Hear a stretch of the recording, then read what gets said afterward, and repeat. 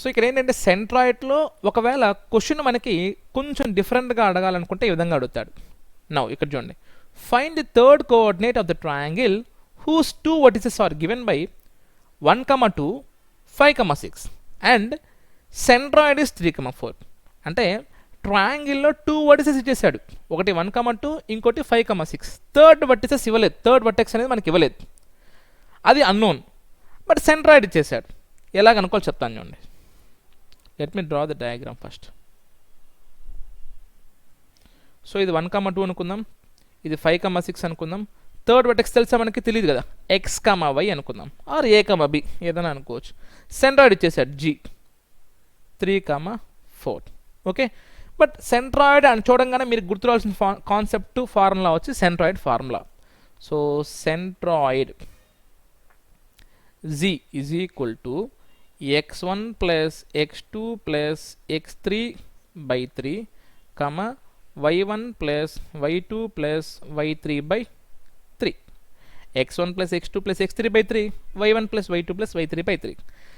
ఇప్పుడు సెంట్రాయిడ్ మనకి ఇచ్చేసారు కదా, అది పెట్టేసేయండి.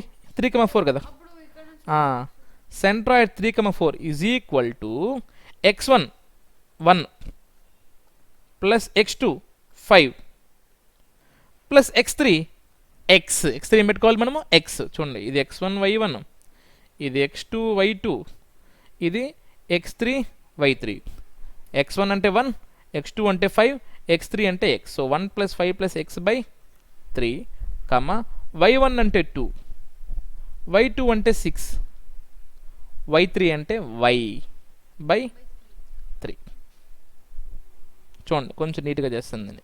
So 3,4 is equal to 1 plus 5 6, 6 plus x, 6 plus x by 3 comma 2 plus 6 8, 8 plus y by 3, 8 plus y by 3 వచ్చిందా.